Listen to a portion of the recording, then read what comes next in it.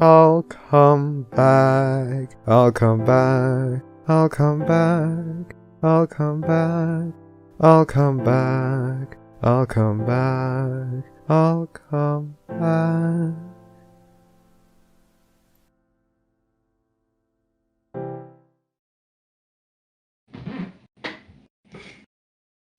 Sweet. All right, then little editing clip. 5, 4, 3, 2, 1. Hello and welcome to the Barcast, where the bar gets lower every single week. Your bartenders for this evening shall be Milk, Enigma, Cinnamon toast shrimp. Flam, Wait a second, is that the guy who wrote the Booty Hopper? The Rav, Homie Hopper, fuck. I'm here. and I'm a dead meme.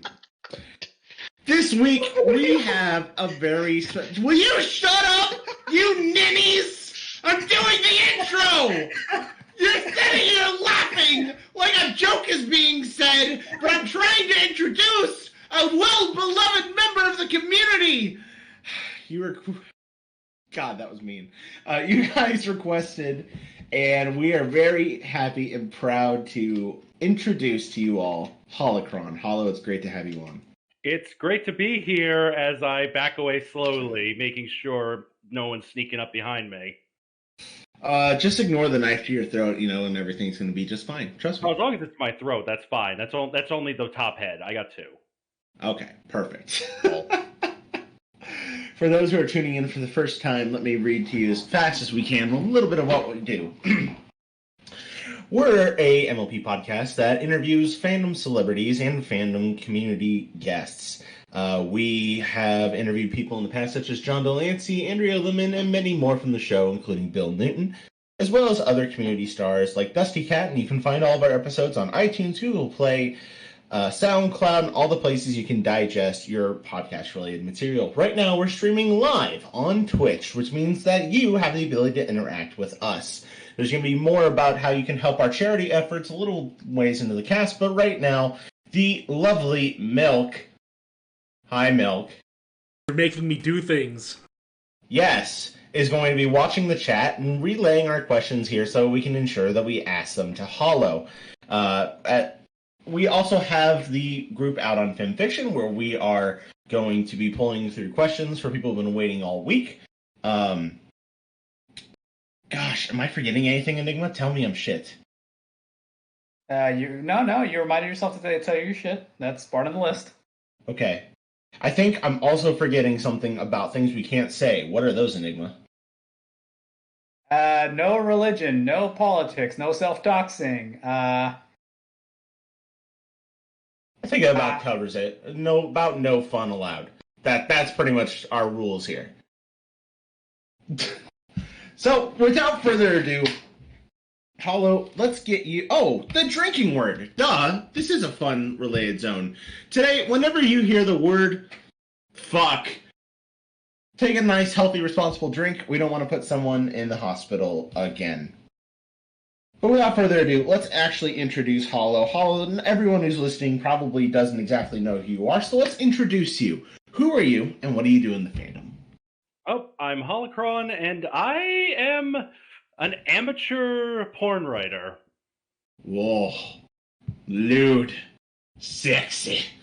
Tell us, what type of lewds do you write? Any particular fetishes or anything you lean towards? Personally, I'm a big fan of just about everything within reason. I gotta adhere to FimFix rules and doctrine, but I also do commissions, so whatever if you can meet my price, I pretty much will write anything. Within reason, that means you don't like inflation or what else is another ridiculous one? Macro or micro or incest. Yeah, that's never gonna happen. That's beyond. Yeah, no one writes those things. Yeah. Incest, the cornerstone of literally every single smut imaginable. Don't know if I've ever considered macro, but I've done a lot of hyper. There you go. I never know. Okay, The thing about micro is like, oh, you make your penis very long. Wouldn't that put your body in shock because all your body's blood just went into the new giant dog? You're implying that any sense is being made in any of these stories. I mean, if we follow anime logic and they have more blood in them than they actually, a body should be able to hold, having super boners would be more, physically possible. And to also be fair, they're probably not expecting people are not expecting you to explain the science behind it. They're just trying to get a nut off. So, I mean, there is always that one nerd is just like, this shouldn't be physically possible. Just shut up and jack off, dude. Fucking Jesus Christ.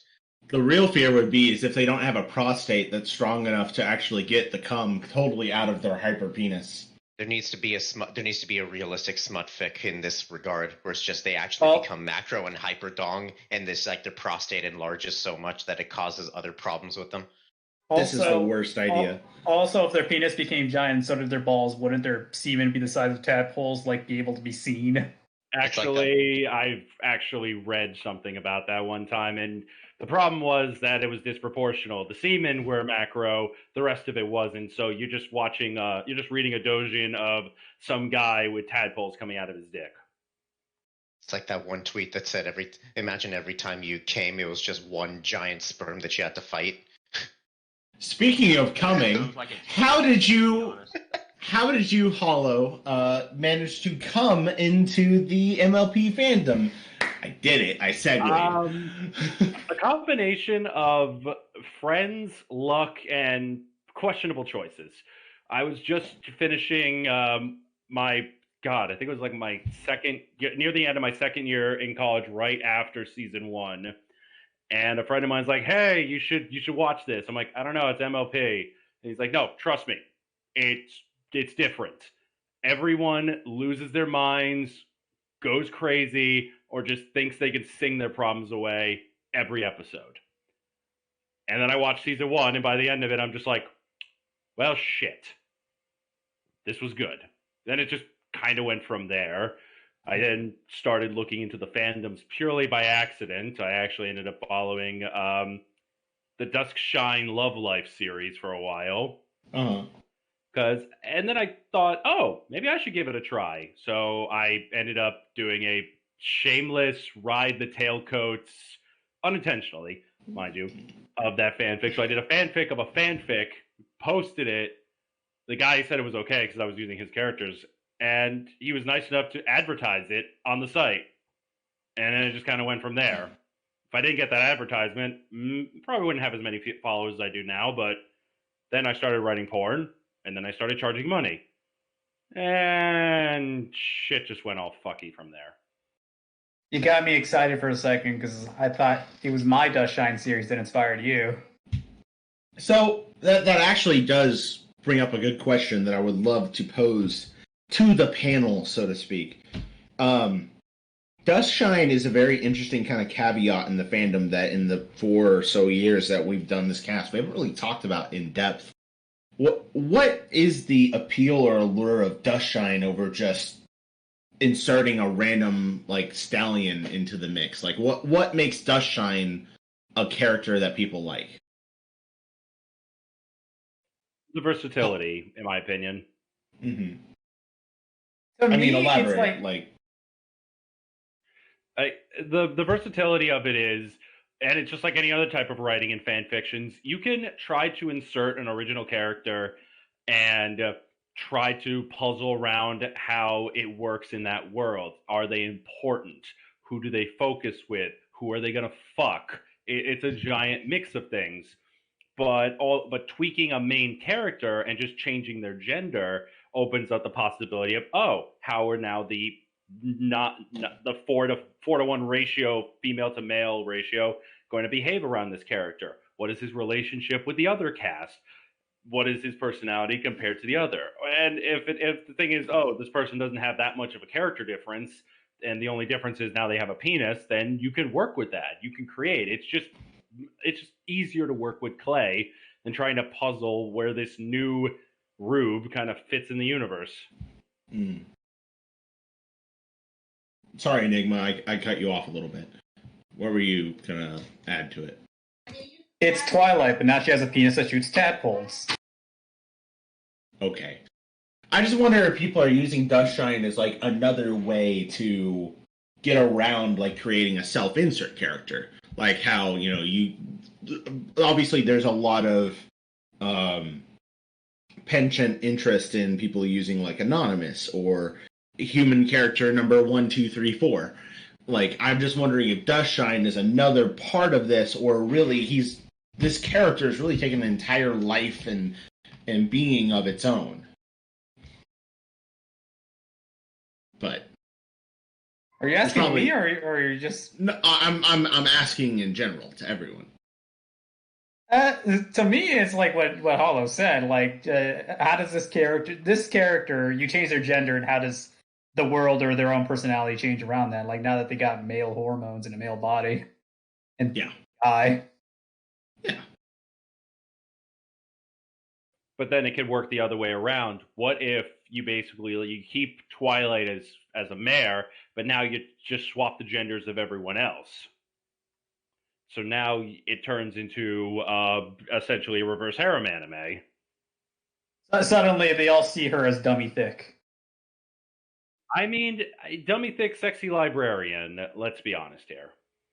Honestly, I'm in for this. Like, I would totally. This is something I would totally write. Priest, I already have. Do not tempt me to write this. I already have a blueprint for this that I wrote years ago. I just never got around to finishing it. Too late. Office Love's on hold. I'm writing this now. Oh, fuck you.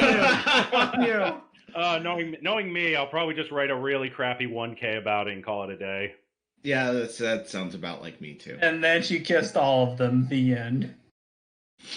But what if we could date many people? All right, let's get back on track. Holocron, given your time in the fandom, what is your favorite part? What keeps you here? The online community, the fanfics, cons, the music, and I can add this because you've mentioned your commissions several times. The money, like what keeps you here? Honestly, looking back at it, I don't really know anymore. I always kept saying to myself, "Oh, I want to write this masterpiece, and I'll just keep watching the show and see where it goes, so I don't have to go back and retcon some stuff I wrote months prior." Then the series ended, and I'm like, that was a good series. I guess I'll just keep writing because I have these ideas. And then, the money is nice, but it's not really the money. At this point, it's barely a career or even a side hustle. It's a hobby that people are nice enough to offer money for. And I don't know. I do it because I do. You just love giving strangers erections. I guess. There's nothing really shameful about that because in a way, we're all kind of engaging in some degree of prostitution. I'm just doing something anyone else can do on their own for free, but I'm doing it for money. They can't call you a whore if you're not doing it for money. Yeah.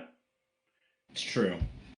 It's true. I actually had to have a big moment where I was realizing that people were fapping to the stuff that I wrote, and I was like, oh, God. I mean, especially when they tell you, oh, God, this got me so hard. I'm like, thumbs up, good for you. And someone leaves a comment and be like, I had the biggest nut. It's like, great, thanks. That's what I needed to know. People on Twitch measure success by the volume of cum you just got at a single night. People in the Twitch chat, tell how many teaspoons of your jizz have you given up because of Hollow? Give it up right here. Tell us. Why would you measure your jizz in teaspoons? Not that there's a better unit of measurement, but why are you... Okay, Jake says 6. So... okay, let's... Thank you, loyal fan. As we learn cummy amounts, let's move on to the next question. So we're at a point right now where Generation 4 is over. And I'm going to try to be real realistic here for a second. Maybe it's a little downer moment. I don't think Generation 5 is going to recreate that Generation 4 lightning in a bottle moment. And I think it would be presumptuous of us to do so. Where do we as a community go from here to stay relevant and meaningful, like Star Wars fans or Star Trek fans or Gravity Falls fans? Like, how do we keep our corner of the internet relevant and alive? you could do a retro fad by going back to some of the older series. Like if you look at the lack of humans in Gen 4, you can compare it to, say, the My Little Pony Tales spin-off series rather than Gen 1 that had humans. Mm-hmm. That's a good thought. And then last but not... Oh, go ahead. Please. Sorry. Yeah, like I'm only familiar with some clips I used to see from Gen 1, and yeah, I kind of grew up in an extremely gender neutral environment, so to speak. So I watched the same shows that guys my age were watching, girls my age were watching, because it was just cable. And Yeah. I remember seeing, and I before Gen 4, the show I saw the most MLP related was My Little Pony Tales. I'm like, huh, that's interesting, but I always ask the same damn question: how are they holding anything? Well, you see, They always use the hooves. Well, Gen 4, at least, they brought magic to carry stuff because unicorns just got lazier, or they remembered they know what magic is. somebody drew a representation of what they believe. Basically, underneath their hooves, they got like starfish suction cups. So the Powerpuff Girl effect. Yes. Or it could be sheer force of will. Speaking of force of will... fingerprints are designed to grab things, right? Yeah, but there's people that don't have fingerprints that can still grab things. Right, but you get what I'm saying. Yeah. I don't need the fingers. I need the fingerprints to grab things, huh? Moving on. That milk just put the thing I was talking about, the starfish feeler suction cup things. Oh, the hair things. Oh, I don't like this. They got little Sam Raimi Spider-Man hairs. I really don't want to think about this. We're going to move on. Last but not least, before we jump into the thread of questions, let's learn what type of person you really are, Holocron. Who is best pony? Ah, God. I can already feel the fires of hatred forming behind me. All right. This is not really an opinion. This is just me stating the obvious. Princess Luna. You've chosen correctly. Your choice is acceptable. Only one after that really comes in close, but only because she's not a pony. Zecora. You take that fucking back. I applaud you, sir. No. What do you have against her? What do you have against her? I don't like writing rhyming. I don't like writing her at all. Well, the funny thing about it is... You get into that mode of rhyming and... Yeah, rhyming's not difficult, but the funny part is, even I've done this, and I've seen other writers do it, they just kind of play it off as the rhyming is just, she's doing it intentionally. And actually, spoilers for the comic series, because I do keep up with the comics, because I find the comics interesting. It's proven canonically in comics, she is purposely rhyming. It's not a cultural thing at all. She's doing this because she thinks that's how magic works. Priest, you just hate Zecora because you have no style, you have no grace, and you got a funny face. Maybe he's tired of zebra conquest stories, which I've been accused of helping pioneer. I like those. They're nice, but God, they get dark. I like those. I will admit that there's a certain point where that tired... I'm going to call it a trope. There's other things that other people could call it, but I'm going to call it a trope of like that invading... outsider, like zebras aren't aliens, so it can't be like aliens come to Equestria. Instead, it's kind of this like invading tribe thing. I don't know. I think it's tired and worn out, and I'm not a big fan of it. But yeah, that said, that's my personal opinion. I like what someone explained to me one time, and it's like why they like the zebra one more is because it originally started with like races that you never saw before, like the Fall of Equestria thing was like caribou, and they did really messed up the dismembering things. And the conquest stories I've done, I didn't want to do that. Like breaking someone's mind through hardcore debauchery and hardcore potions. That's one thing, but you don't touch the physical body like that. That's a line I don't like crossing. And if I ever was commissioned to write it, I'd like double my price. You don't mess with the boosie. You don't mess with the horn, the wings. It break their mind, not their body. It's like these people don't know how to conquer nations. And plus, I think it's because zebras were never really explored. Even now, No. they're just barely being explored in the comics, and that includes now like the Abyssians, the cat people, the Diamond Dogs, and the parrot people, which are just a completely separate species than the hippogriffs or the griffins. So there's other species there in that world that are completely unexplored. So where's my invaded by parrot pirates story? So I think you inherently touched on the reason why I don't think they did. And it's just like I'm going to keep this very brief and then we're going to move on. But I think the fact that it creates the question of are zebras a different species than ponies, that's something that Hasbro and the showrunners don't want to touch with a 10,000-foot pole. Like that raises a lot of questionable things.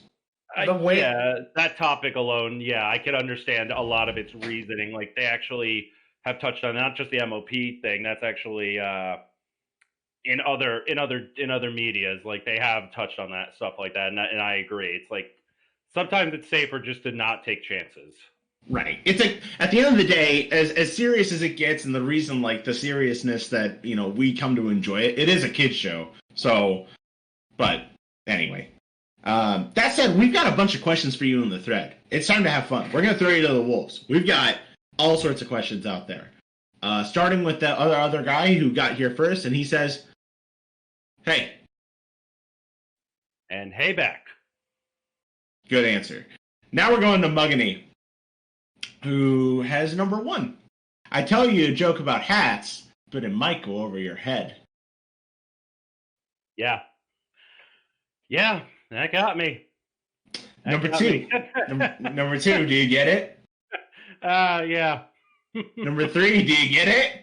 I hope I got it after the second time around. Number 4, do you get the joke? It's been driving so many times, it reminds me of this time I used to work in food delivery service and I got lost on the highway. Oh. Why aren't you laughing then? Please laugh, I'm desperate.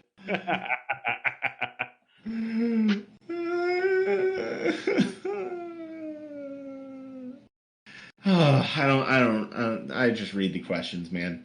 I know. Number 7. That's hilarious. Number 7. How does a penguin build its house? It glues it together! There's the door. Show yourself out. It depends. If the door's made of ice, igloos don't need doors. I mean, they could use like saliva as like a bonding agent. I mean, birds and like insects do that. Oh, A lot of caterpillars do that. is that how nests hold together? I genuinely didn't know this. Certain nests, like I think it's called a warbler or something. Their entire nest is built along rock cliffs, and it's just made purely out of saliva because there's like no sticks anywhere. Then indigenous people go there, break the nests off that are not used anymore, throw it in a pot, boil it, and sell it as soup. I'm not lying. They do that. I just thought birds were like Lego kings. And they're just like, okay, I'm going to take these sticks, and I'm going to Lego this all together in just the right way. But now it's hysterical. It's a combination of like spit, piss, and sticks. Oh, yes. When in doubt, rub shit on it, and it'll work. It works everywhere. There's a Klopp story about that. Number 8. How your day? A combination of perpetual happiness, perpetual anger, perpetual hatred, and then more happiness. That sounds like life. That just sounds like the Sith code. The joys of emotional instability. I feel like that there's a story that goes along with this. Yeah, Flam, I phrase it as it's like a party in your head and everyone's screaming. I like it. Next set of questions go to RK Striker JK5. Number 1. What's your favorite non-MLP franchise? Oh God, that's a hilarious one in my opinion because I guess if we're gonna look at because I do technically consider myself closeted as it is, I consider myself a furry. So if it's as anthropomorphic animals, I'm pretty much gonna instinctively like it. Biggest one has got to be like if it's Monster Girl related, I am all over that. Completely. Oh yeah. But if it's not MOP based, and hell, it doesn't even have to fully attach to my writing, and I've only been doing it for a few years now, finally got into it, I am a major Dungeons & Dragons fan. Ooh. What is best class? Bard. Are we talking about like Blue Waffle Bard or? I'm talking like if I walk into town and I don't leave town with at least five children, I did my job wrong. Blue Waffle Bard. There we go. And if you want to mix it up, add some barbarian, add some rogue, sorcerer, anything really. Like I don't really have a least favorite, except maybe paladins. I just cannot play a paladin properly. Is Captain Kirk's class Bard? I mean, he could. Yeah. There's a new Bard class, College of Eloquence, where you literally are just bullshitting your way to every situation. And maybe he learns a little fighting along the way, He's and if you don't like it, you punch it. Yeah. Sounds about right. By that logic, Spock must be a monk because he can just stun people with his fists. All right. Next question. Have you done any fan-related content for a non-MLP franchise? Yes. I haven't done a lot of them, but some people, when I started opening up into the more furry community, some people commissioned me to do Pokemon fan fictions. So I did some of those. It was interesting, but then it got a little weird. Long story short, it had a sexy Blaziken, a Futa, Delphox, and then some Hellhound, and some sexy Hellhound. Did Plague of Gripes commission you? This sounds like the Plague of Gripes thing. I do not remember names, honestly. It's no disrespect. I just have very bad memory, and it's probably a good thing because despite the fact that I do post, unless requested otherwise, I always post, hey, this guy wanted me to write this story. Aside from that, I don't really share usernames for the sake of protecting their identity, and also, again, bad memory. I'm also a little surprised in that they didn't suggest like Gardevoir or Lopunny. I would think that those are normally the sex Pokemon or the Vaporeon meme. Hey, well, every single evolution for Eevee is sexy. How do you like that, Shakes? He's sitting out there in the chat and he loves Eevee. Speaking of that, speaking of chat, we do have a question from the chat. SH Kilkenny asks, Hollow, are you Siths or Jedis? Sith. It's funny actually. Before this all started, we were trying to think of hilarious names that it could be. God, what was it? I said it was like Darth Debauchery. What was it, like Darth Debauch or something? Dark Debauch. Come on now, Priest. You were there. Darth Debauch. Darth Debauch. That was funny. Darth Debauch. That was hilarious. And yeah, totally. If I had to be of those two orders, I would 100% choose Sith because they have less limitations, less sway. Unfortunately, more chaotic. But damn it, I could actually go out after doing Sith stuff and actually fuck. That makes sense. Yeah, but the thing about the Sith code is, if you want to keep your power, you have to actively be an asshole. If you even do the slightest good thing, you start losing power. That's yeah, but you can do nice. You can still do nice things as an asshole. You were saying, Rav? That's not true. There was a Sith that did no evil. I can't remember his name, but there is a story about him in the old expanded universe. Is that the one during the Rule of Two who started like destroying a lot? No. This was, I believe, before the Rule of Two. There's a handful I could think of offhand. Like, there's plenty of Sith that actually became light side. Then there's just some Sith who don't really do evil, but they don't see themselves as Jedi. Like they were called like light side Sith or something. No. He wasn't a light side Sith. He didn't do evil. Like, he didn't do anything evil. He was, full on Sith. Did what he did, and the whole thing was, he just didn't do it. It's not because, not for any particular reason. He just didn't. There is, like I said, there is a story out there about this character, and he's well known for it. But I cannot remember his name.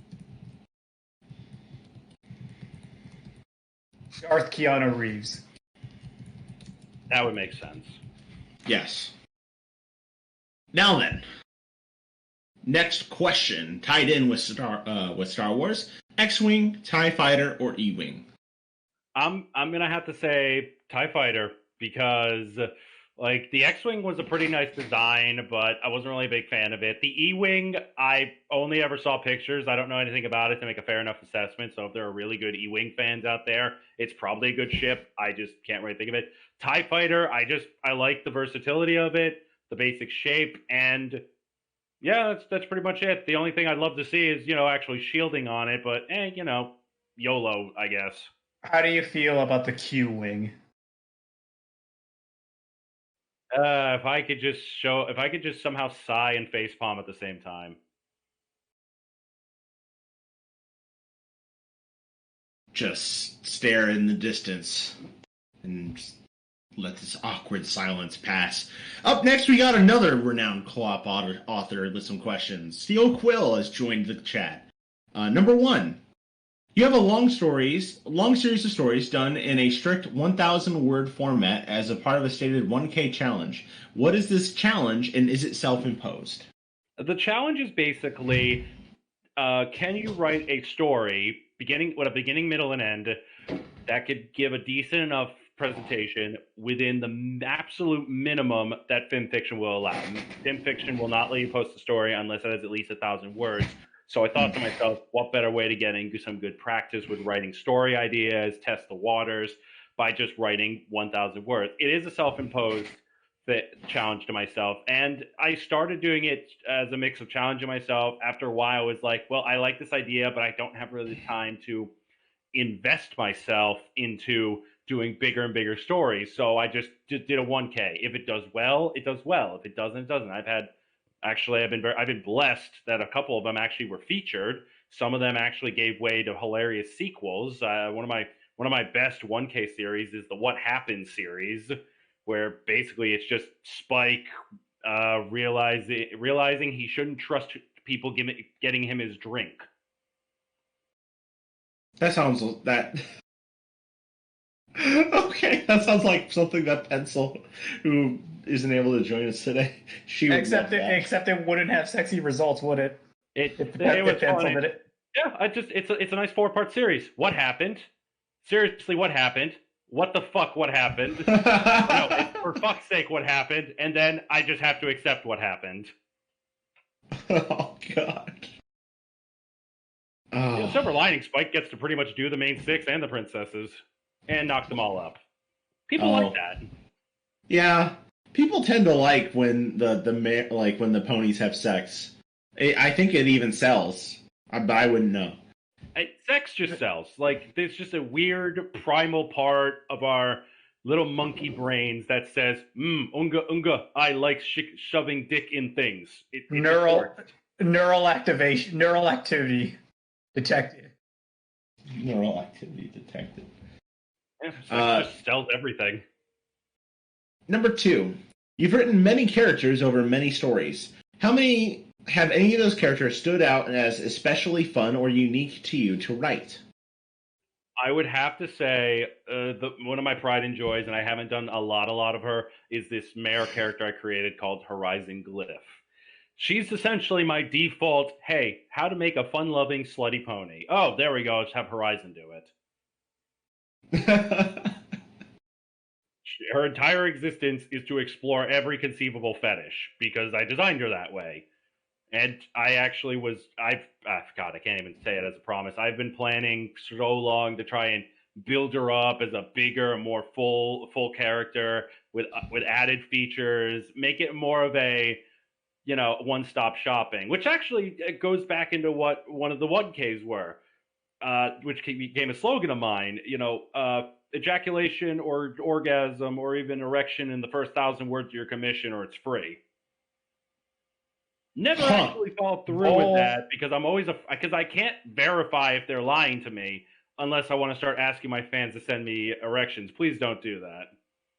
For the sake of me, and I they're gonna do it. They're gonna start sending you pictures. Just mail them the teaspoons and have them mail it back to you as proof. Oh God. I want to I'm believe sitting the back. honest There's system's someone okay. depraved. There's someone depraved enough on FimFic that will ask for like erection pics, not like clothed, like pitch in a tent pics as like proof that the No, I just commission thought of does well. I just thought of something. Get on a Zoom call, ask them to to take down their pants, and then have them read it. Have them start reading it out loud. The only problem with that type of thing is if I show my face, there just loses their boner. Well, I mean, and there's also this like comedy to it where it's like, okay, you showed me your penis, now pay me. I saw a little Twitch down there. You owe me money. Oh my gosh! I'm doing a refresh here. God. I'm seeing issues on Twitch. No, now it's working. Never mind. I think it's just me. No, All I right. had to refresh. Okay. Twitch could be weird right now. Now then, next question, number 3. What tends to be the easiest thing to write in your stories? Conversely, what is the hardest? The simplest answer is it's easy to write porn. It's very hard to write not porn. But if I had to put it more specific, the easiest thing to do is when you write the characters and you write what they're doing, write it in a way as if you're going to try to explain it to someone who can't read. So you got to be detailed enough where they can visualize in the head, but vague enough where they can, it leaves something to the imagination. I can't just explain. I can't just do the biomechanics of how many centimeters inside the uterus I'm shoving this thing. So, Yeah. like, you got to give it some imagination. Talk about it. You use your proper amount of adjectives, adverbs, and all that stuff. The hardest one, honestly, is sometimes the transition and dialogue, because I don't know how many people have actually. I don't know. Maybe it's just me, but the concept of talking dirty is not as kinky as people think it is. The concept of porn just ruins your expectation. If you think a person in real life is going to basically sing you an entire symphony as they are coming on you, you watch too much porn. No, almost all of what makes written sex good is in the nonverbals. And you kind of just directly pointed out that kind of like, I want to say paradox, but it's almost an irony where you can't even give too much of that information, or else you're risking dipping into purple, or you add a detail that doesn't work for a particular reader. Like it requires a lot of finesse. It does. Like I think if I had to think about it like a ratio, like basically like 2 or 3 parts description, 1 part dialogue scene, just like a quick, like how's it feel, baby? Oh God, it feels amazing. It's simple, straight to the point, stuff like that. You don't have to go into huge details, but also depends on the scene. If you have a scene where basically it's like the cheating wife and the husband's jerking off in a closet because it's a cuckold scene, you're gonna have like the guy who's doing her basically get her to scream out how much better he is than the husband. So you're gonna have to do it appropriately. But then there are some things where it's like if your 18-year-old daughter is trying to bang the pool boy, and you don't want daddy to find out, you're not gonna have a conversation. She's gonna keep her mouth covered, so when he finally busts his load and knocks her up and screams, everyone in the neighborhood will be able to hear it. You got to save that lung capacity. Hey, have you ever thought the possibility that if she's not giving you a wall of text during the act, maybe you're just doing it wrong? Or you're doing it so good she can't think. That's the, I'm gonna butcher this word. That's the IGAL face. Yeah, like to me that's the Schrodinger's orgasm. It's Wait, what? Schrodinger's IGAL. Oh God, the Schrodinger IGAL. It's not, or it's either an orgasm or something else. You don't know what it is until it actually happens. It's either so good she's speechless, or it's so terrible she doesn't want to say anything to hurt your feelings. Priest, I have to say this right now. The Schro-Dicker Elgeho. No, Priest, sounds like a sexy IHOP. Hey, can I get the tit pancakes, please? You're gonna get that one. You're gonna get that one waitress that's like, yeah, honey, what can I do for you? We got a blue waffle special, extra blueberries. Okay, that's not working on me because all I'm imagining is Mrs. Monarch from Venture Brothers. Oh my god, I could not go that deep. Thanks, Doris. Like that's just, oh god, like it's. You ever just break out into like what you would call like an NPC dialogue? Like you meet someone and you're like, I'm just gonna talk to this person seriously. I'm just gonna talk like I'm an NPC in a game. They just, oh hello. I'm like, buy, sell, rumors, cancel. And then I turn around and start walking into chairs. What is this, a Bethesda game? Oh man. Speaking of Bethesda, number 4. Are there any genres or types of stories you've wanted to try but haven't had the opportunity to yet? Honestly, mystery stories. I've never been good at mystery stories. I do not believe in spoilers. I believe, like, I'm the type of person that will actually look up the entire plot of a movie before I consider seeing that movie. Because if I'm going to sit there, I don't want surprises. I hate surprises so much. I like knowing what I'm going to get for Christmas. I like knowing what's going to happen, so I'm not taken by surprise. Because in my experience, surprises tend to suck. Okay, I just had a brain blast. So, like, this is just an idea I had based on the information you've shared in this cast so far. But you could totally write, like, a mystery sex story using your slutty OC character that you like. And, like, the mystery is to figure out who fucked her, because it was, like, anonymous glory hole sex. And she's like, I want to figure out who did it. Yeah, and honestly, if I had to think of a reason why she'd even want to do it, it's like, well, I loved it. I want to do it again.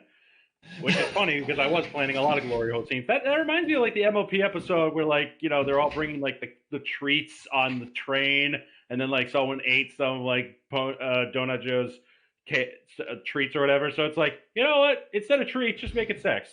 So when, you know, Detective Pinky runs out to do something, or Detective Rarity tries to get something done, lights go off. When the lights turn back on, she's just bent over, stuffed full. Just cream pie. I like this. I like this. You gotta. I also Prince of Rarity Noir. Also, like, keep in mind the speed on that lad. Not only for, like, the ability to do multiple people, but just lights out, boom, come, done. The only way I could ever try to rationally explain this is if, you know, since they've explained that time magic can exist, I mean, theoretically speaking, just it's some really messed up unicorn or cat or some other magic user that just, you know, freezes time, humps really fast, starts up time. Like there are a lot of porns like that where, like, when you freeze time, bang the person, and then when you start up time again, they experience all the pleasure at the same time. Just ultimate orgasm.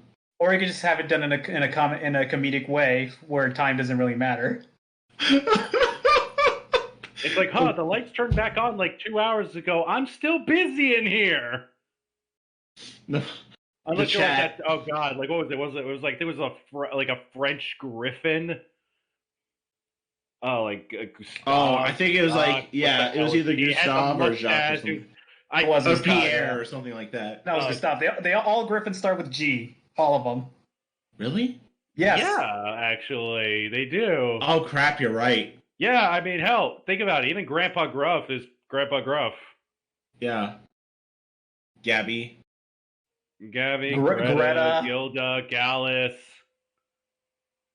Wow. This just blew my mind. I did not know this until Gruff. this very moment. I didn't pay much attention to the Griffins because, well, they're hilarious. Hell, the comic version makes them even darker. Like they were gonna try to, but like apparently their entire culture is run by trade princes, not the horrible, poverty-stricken mess that Griffinstone actually is. The comics really fill in a lot of blanks. What is their culture supposed to be? What's their real life equivalent of their culture? Because I have no idea. I would have to compare it to the trade princes of early Russia. Like it's just I could see that, basically the like resource 4 or scarcity. 5 super rich families that just kind of run the country's economics and just do everything they can to try and get as much money towards the country as possible. But you know how these things go. They're corrupt as hell. Like for some reason, I thought they were like failed Romans.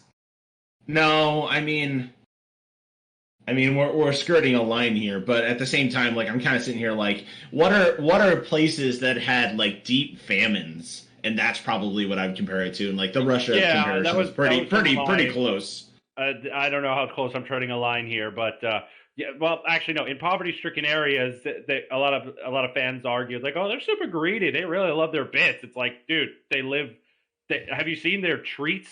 I think Gilda was trying to sell a cupcake that was like 80% mud, and the rest of it was like I think half-eaten worms. Yeah, I mean the worm Pretty part good, is probably huh? their griffins, but it's not that they're greedy; it's that they're hard up. yeah, like they don't do anything unless they're getting paid. Well, yeah. It's called. I mean, yeah. I think it's like the pony The pony view of it is like because I've seen people compare. God, I'm teetering on the line here. I've seen people compare Equestria to almost like a monarch-based communism because it's like, well, they have an economics, but like everyone does everything else for free. It's like, yeah, they're a super peacetime nation with a monarch who doesn't do anything when bad things happen. They leave it to the ragtag Power Rangers, essentially. Yeah. No, they're With more that like in mind, they're though- more like the Ginyu Force than the Power Rangers. Kinda, yeah. Like the pony version of the Powerpuff Girls. You know how like the Wonderbolts are supposed to be their Air Force, but yeah, we've never seen them actually succeed in anything. Speaking of succeeding in anything, Steel Quill asks, at the time of writing these questions, you sit at 135 stories. Do you have any particular favorites among that number? Unfortunately, my favorite story of all time is no longer in that 135.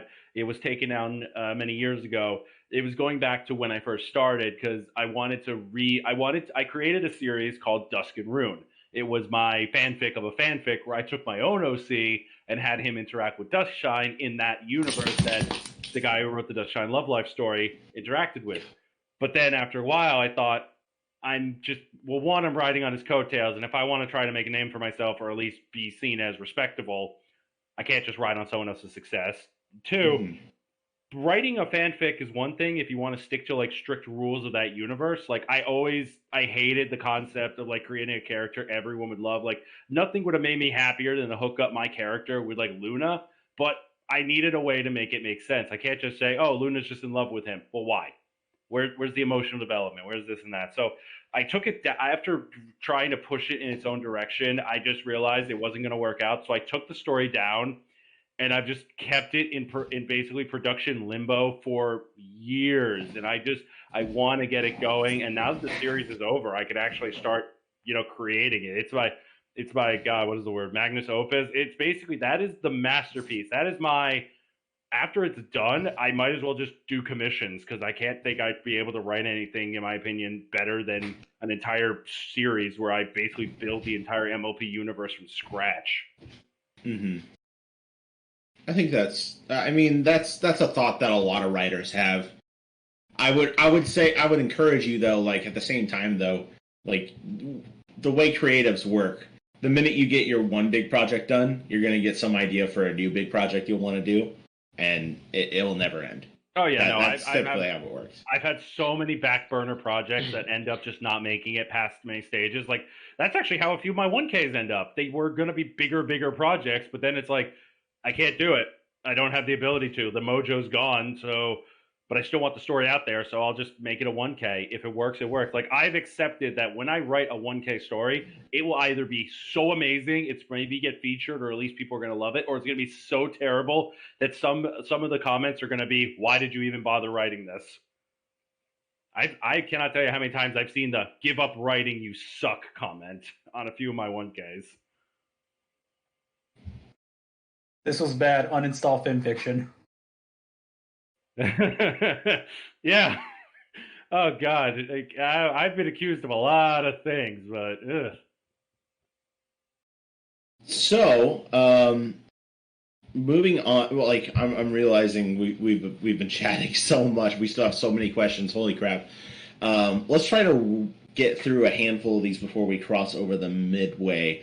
Flam, do you want to take Pencil's questions? Flam, are you dead? Okay, Milk, why don't you grab Pencil's questions? Well, fuck you. Didn't she ask? Yeah, she asked for me to ask the questions. Oh, I'm stupid. Enigma, you read them. All right. The first question she wrote down was, "What would you whisper into a vagina?" Well, I'm gonna have to kind of modify the question here because you do not whisper into the vagina. You scream in it. That's how the physics work. You have to scream in it. That's how you get the woman to reach orgasm.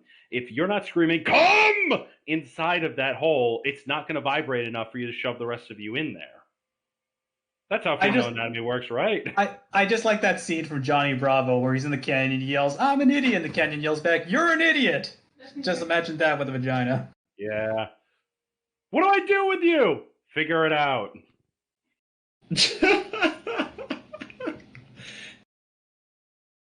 That's probably what I would whisper back too. It would either call me an idiot or even scarier. Like the worst thing you could ever do is like you're about to go down. You use your thumb, you open it up, you get your tongue ready, and you hear hello. What year is it? Oh God. No, you just hear a hamster squeak. No, or even scary. I gotta only whisper back, but like, can you imagine? Like it's been like, when was the last time you had sex? I don't know. And there's like their legs just make that grindy. They need an oil change sound. Like a rusty gate. I kind of feel like that thanks to the COVID. Oh God, it's or even worse. It's like, oh God, it's like, how long have you been up here? I don't know. Like she opens her legs. It makes the creaking sound. There's just it just coughs. It coughs dust. Her vagina has mice. She's been abandoned. Damn, this is a great thing to come back into. Speaking of coming back into it, Flam, you're up next with Alex _'s questions. Alex _ questions. All right. So, moving on to Alex _, he begins with nice. And he says, number 1, can you sing me a song? I can. I'm just very bad. I'm just very tone deaf. Let's see. What's a good one? You know, I'm gonna sing you a cheer that I remember from a George Carlin bit. Oh. And it's a good motivator in the morning. You should record that. Rat shit, bat shit, dirty old twat. 69 assholes tied in a knot. Hooray! Lizard shit. Fuck! Beautiful. I thought I saw a CMC comic with that on it.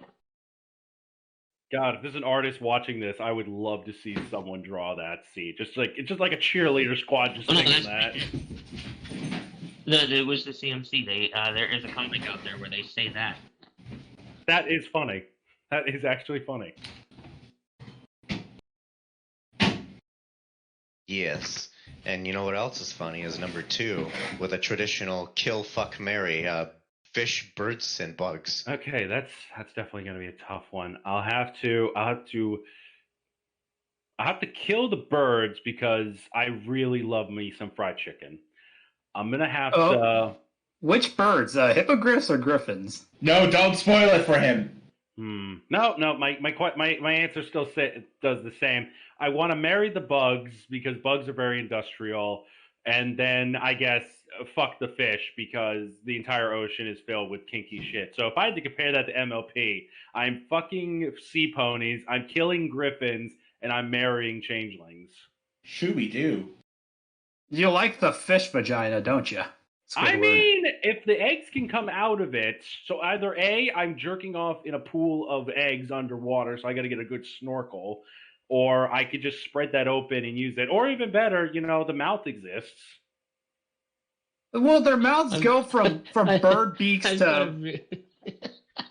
Yes, I've got a Raph? really bad statistic for you. Yeah, like, I mean, if it wasn't for the fact that I bugs don't are more remember where I industrial, like, heard it. you know, Oh, God. changelings have got to be some of the best ones you can actually do. Like, they're actually one of my favorites, and I'm very sad I don't do enough of them, because they can literally be anything. Like, you do not have to ever worry about getting bored in bed. You could do your changeling waifu normally. You can have her be anyone you want. You know what? I'm in the mood to bend over Fluttershy, and I want her to be super kinky. Honey, do it. See, like, I feel like that there's a co-op story there in kind of the opposite direction, where like that's something that they do quite often, and she's just kind of like come to expect it. And the warm-hearted moment is like when the stallion partner says, "No, I want you to be you tonight." Yeah, I've actually Like that seems really like heartfelt and nice. Would you believe I've read more of those in Shining Armor and Chrysalis Fix than actually just, you know, random OCs? Aw. I mean, I guess that makes sense. But there's also, like, I imagine that there's also fixed in the other direction where it's like the changeling is sad that, you know, they always want them to be something other than who they really are. That kind of edgy, why doesn't the mirror reflect who I really am sort of That thing. gives I mean, me it does depend about the physiology, because insect reproduction is horrifying, and for all you know, you're going to shove your dick in a changeling vagina, and then, you know, their vaginal secretion will become a glue, and now you're just stuck there until they're pregnant. Or what if it's xenomorph rules? Or praying mantis rules. You know, you can actually fix the praying mantis rule. Just make a paper mache / cake in the shape of your head, put it on top of your head, and just cover the rest of your face. She'll think it's your head and just eat a cake. Oh, no. That is actually how you deal with mantis girls.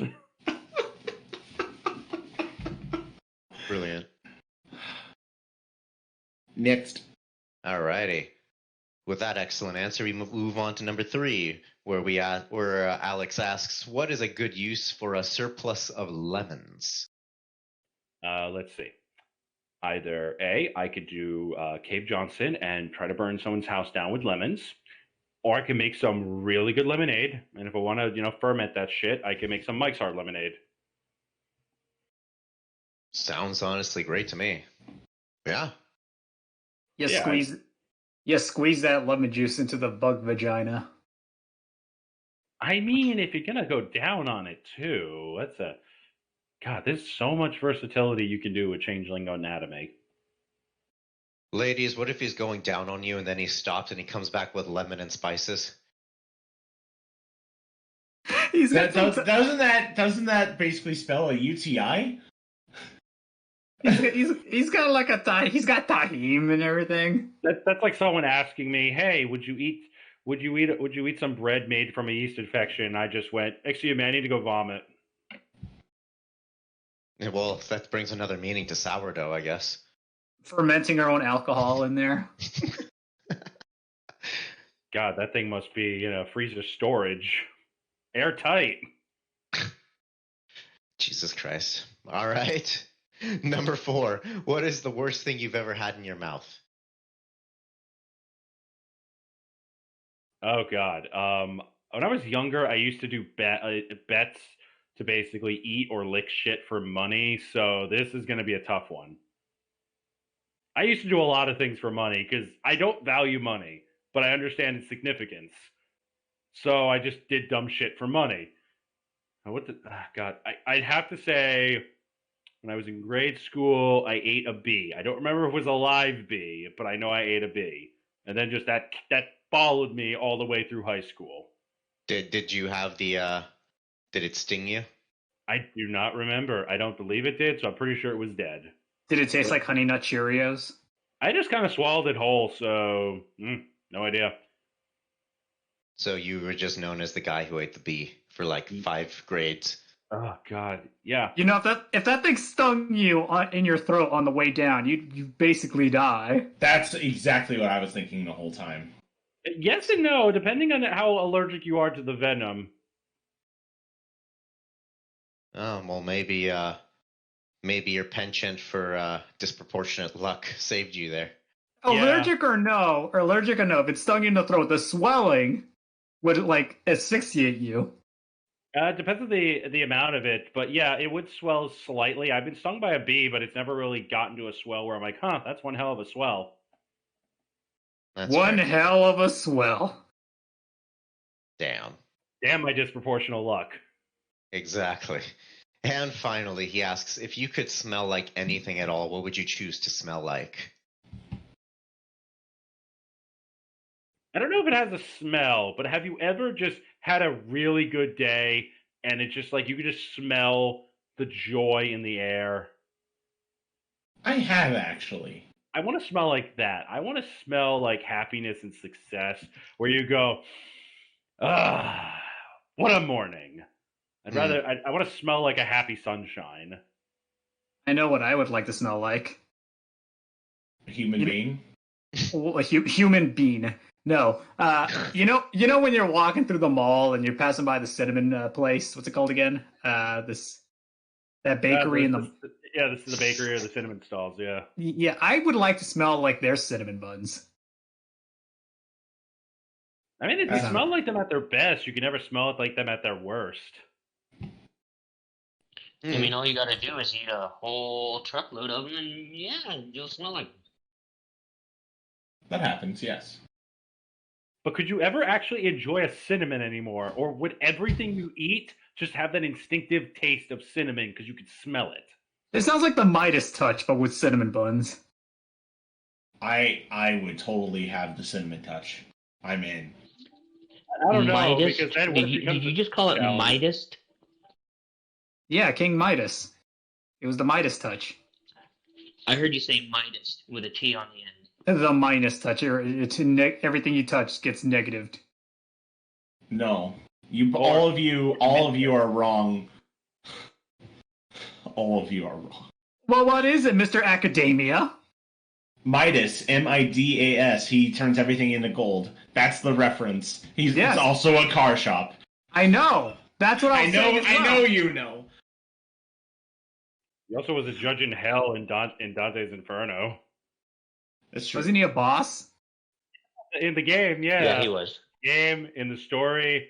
I think that was half my inspiration for wanting to write fan fictions, because, come on, if you could literally make a giant hate-filled crack fic about seeing your most hated enemies in hell, what else could you do? It's true. I mean, that's the true self-insert right there. Now then, we're about halfway through the cast, so it's time to do that whole advertisement thing. Flam! Yes. Did you know that this is a money-losing machine? I've had musings of this, yes. Why haven't you paid us money yet? Because I've embezzled it. That's right, actually.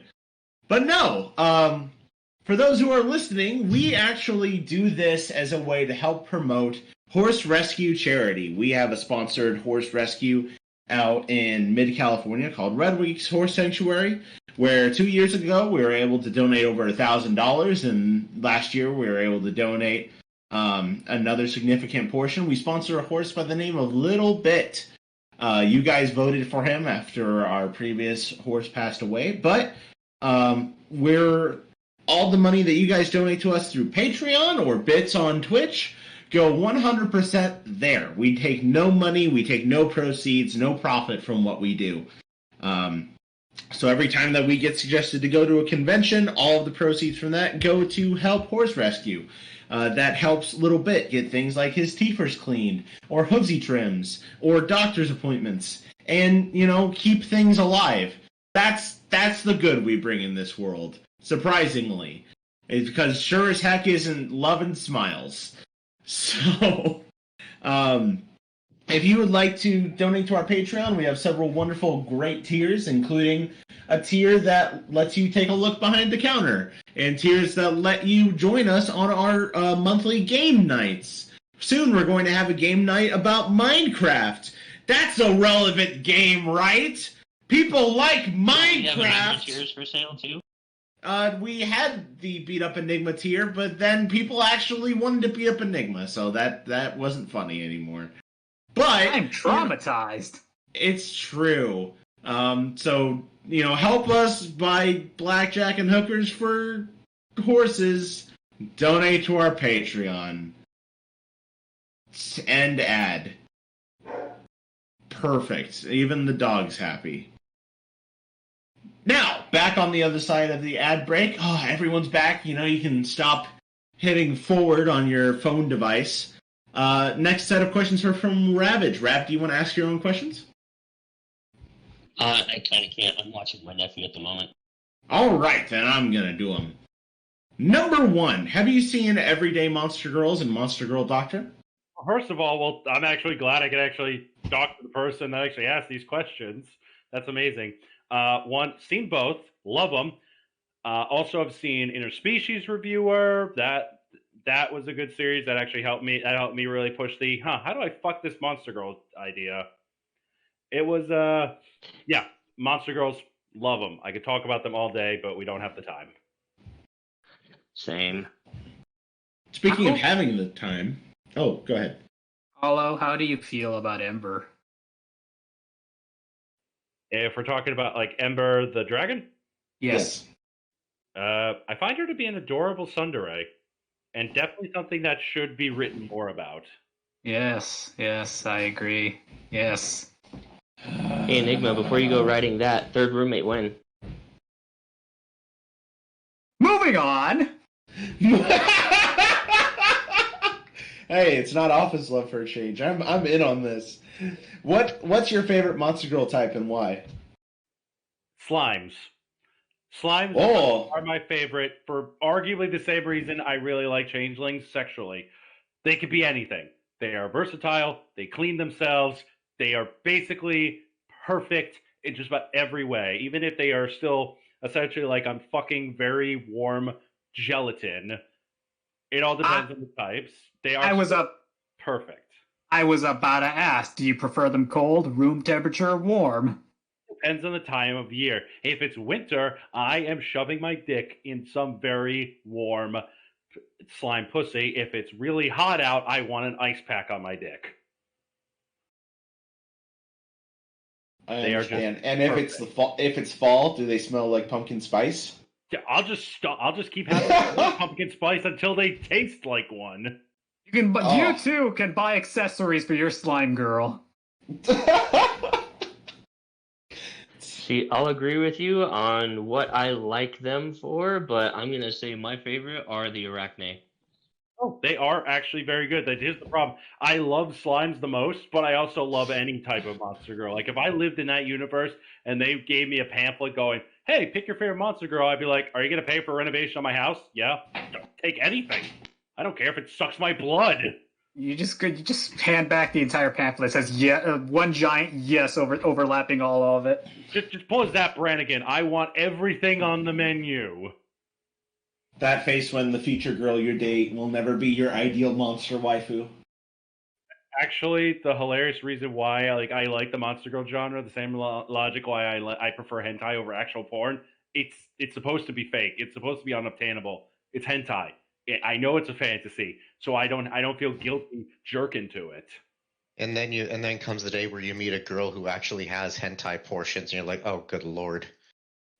That I've met those 1 or 2 times, and I'm like, good fucking god! Like, I have met them, and they have either been claimed, they know how to defend themselves, or they are just completely. They're not into sex at all. Like, they've been asked those questions so many times that they're just put off by carnality. Mm-hmm. Yeah. I mean, if you can live a happy life, that's all I care about. You gotta live a happy life. I'm not a monster. These are people. Mm-hmm. Yeah. They aren't. They's the right word here. They aren't objects. So. Mm. Speaking of objects, what monster girl do you want to fuck the most? Well, slimes, obviously. But, oh god, just give me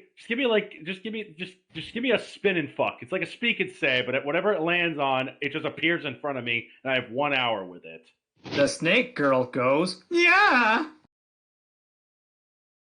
Yeah, God, oh god. If the centaur doesn't say nah, you did it wrong. Sometimes you got to use your whole fist. Yes. Because get that squash suit. Oh god, are you referencing the same thing I'm thinking of? I With the mean, freaking the squid problem girl and the is, centaur. yeah, because that's the problem. As hot as it is, you are unfortunately limited by physics. So if you really want to know what a nice centaur cervix feels like, you got to get to the fisting. You gotta grab that limb and clench it up in your hand and you just gotta do that Superman "I am a man" punch. We're just I mean, that is centaur birth control right there. we're just gonna move right on past cervix punching, which is totally the name of the next like sex fic. No, that's Barry said Punch's cervix sister. Punk. Service punching? That's Barry Punch's sister. She's a sex addict. Priest. Cervix Punk, as in like the cyberpunk, but cervix. No, I like cervix punch better. I mean, Keanu Reeves fisting someone has probably existed online somewhere. Barry Keanu Punch Reeves is an and Monster alcoholic, Girls. and her sister's a nymphomaniac, and she drinks to forget that she has a sister. I am 110% in on this headcanon. Cervix punch. And she drinks to forget about her mother's very libido-y childhood. Barry doesn't know her father. Her mom fucked too much. Her father could be anyone. Oh god, it's her mom! This is even better! People love a good MILF. I mean, yeah. Okay, speaking of MILFs, if you have a monster girl you're embarrassed to admit to liking, who is she, what is she, and why? Okay, let's see. I can't think of one. There is not a. I guess for the only types of monster girls I could ever be embarrassed of liking are the ones that would unfortunately I'd have to like explain away. Like I could walk next to a centaur and they'd be like, "Oh, he fucks that. Okay, it's fine." If I have a pixie that's like 2 feet tall, and I don't want to end up in a situation where she has to wear a sign saying this is fine, or I'm going to have people doing a double take. Like the ones where I could end up where a miscommunication can happen. I don't want that type of situation. Oh, are you saying like they look like a child? Because when you say like pixie, I'm sitting here thinking like Tinkerbell, and it's like, oh, well, people like that. That's the macro thing, where it's like make it like I don't hurricane come rain. Exactly. I don't want to end up going on a date with a monster girl that if I do it by just being near her, people just assume I should go on a special list. Yeah, okay. I see what you're saying. But I'll still fuck it because it's culture. Like, you know, that it's like when you live, for all we know that thing is fit, for all we know it's 50 years old and they live to be 100. So, you know. Yeah, the old anime excuse of she's 4,000 years old. I just keep thinking of that was actually something I loved about Interspecies Review, where it's like wow, that elf is hot. It's like, oh god, you humans. She's like 4,000 years old. She's older than my mother. Who cares? She looks hot. Not the elves. Then an elf looks at a 60-year-old human and goes, 60. Now that's a good age. Up next, do you think it's strange that the monsters are split between monster girls and furries males in a lot of series? I don't think it's weird, but I do think it's weird kind of at the same time, because if we're trying to at least pretend that genealogy exists, there has to be a middle ground. Like, I am just as willing to be turned on by a semi-human looking monster girl as I am with a more animalistic one. Like, if you throw a harpy in front of me and she has like a soft plumage of feathers and a beak, I'm still gonna hit that versus at the same rate I would one that looks human. Like Crystal from Star Fox. Wait, were you describing the harpies from Dark Souls 2? You know, I've never played the Dark Souls series. I stopped after Demon Souls. Let me see if I can find. Harpies are pretty general across Greek and classic mythology. Yeah, like I was trying to think of something like if I had to think like I would totally do basically like, you know, the female furries you see in like the Star Fox series. Yeah. Like any of the furry characters. Like I would 100% do any like your random mill fox girl even if it's just like like the tail, the ears and stuff, the same way I would just, I've bend over like Renamon. It's all kind of the same to me. If you really want to go into the physiology, it doesn't matter because like centaurs are going to have horse designed pussies, lamias are going to have snake designed pussies, harpies are going to have cloacas. You gotta just get what you're getting. There's a horny missing link somewhere. That's the bottom line, and we need to figure this out for science. Yeah, it either argues that all those species are somehow human, but then again, in like Monster Girl encyclopedias, their argument is females look more and more human because they just kept mating with more and more humans, so the females evolved to attract more and more human mates since they could only really reproduce with humans, despite that some of their species have male versions of them. So I'm sure if you trace the Monster Girls lineage all the way back, it all goes back to one bard. Oh, God. Yeah, bards, the reason why we have half species in the world. Well, it's probably a combo of a druid or a very upset druid and a bard. An upset druid, a horny bard, and a disgruntled wizard who got asked way too many questions.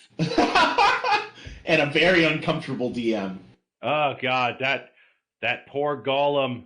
No one wanted to cast polymorph on it, but it happened.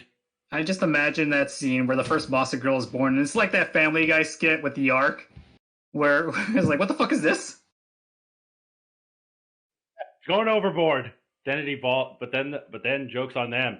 It was a mermaid. Somebody just looked at that fish and was like, oh yeah, I'm gonna fuck that fish. And any port in a storm if you're desperate. Speaking of fucking a fish, which pony or ponies would you like most to see as a character in a Monster Girl series? Ironically, I've actually written a Monster Girl series with MLP. It wasn't 100% popular. It was just human dusk in a Monster Girl world where I just made everyone what I believe monsters were. So obviously I made Pinky a slime. I've seen pictures before of like a Dusk Shine, and then there's like Flutter Centaur. Yeah, like, I thought that was made before your story, but I'm curious. I think it was. I'm pretty sure it was because I made her like a land harpy. Like I made Rainbow Dash like an athletic harpy. I had Applejack be a type of like Holtor Minotaur. Rarity was the Arachna, and then I just made the print. Then I wanted to expand on it further, but I got the cover image made for the second one, but I never wrote the second one. I was gonna have like the princesses be elves and just progress forward with that. And they all live in Japan. No, it's all Equestria. It's just Monster Girl Equestria. Just Dusk somehow got there. Right. But, up next. Oh, sorry. Go ahead. I didn't want to cut you off. No, I would have to say if I had to think like which pony I would like to meet or see as characters in Monster Girl animes. Honestly, I think just to break up tradition, I'd like to see some of the non-ponies fill these types of pony roles. Like you kind of see something like that with the Diamond Dogs, Abyssians, and the Parrots and stuff. Like these semi-bipedal. Basically furries. You just have furries in the world. Like technically dragons to an extent too. So let's just give these non-pony characters more spotlight, even if it's transitioning to the Monster Girl genre. Yeah.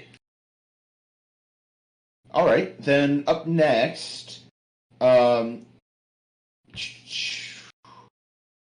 of covered that next one. If Anon came to Equestria and all the ponies were Monster Girls with even weirder quirks than they already have, anime logic, how quickly would he get through with them and actually have a functioning harem instead of this bitch boy nonsense of trying to just pick one girl when a fleet of women are throwing themselves at him in every episode? God, I would have to say if they have some type, usually like in these situations, they have some type of herb or energy drink that just keeps you going, like an Energizer Bunny, which is on Viagra. So I would have to say relatively quickly, because in those types of situations, you always go for the harem ending. Like, even if you don't plan on marrying or banging all of them, the harem ending just is the most logical outcome. You give everyone what they want, and yeah, if you want them to have a pecking order, then just establish the pecking order. You're on top, they're not. Or you're all equal. It's just whoever outlasts the other in the bedroom. So, yeah, I would say he would do so relatively quickly. The downside would be, like, the real problem would show up after he's done with his little harem, and if he's like a very rare breed, humans in a monster girl world, and you're not and it's not a common occurrence. Now the main point of that story is all the other girls need to try to protect their man from all the other harems. You go outside 5 steps, the girls look away for a second. Next thing you know, you're dragged in the next shop, and you're gonna have basically I don't know. Yeah, you're just gonna have like some alcohol fairy, Barry Punch wanting to have some fun with you.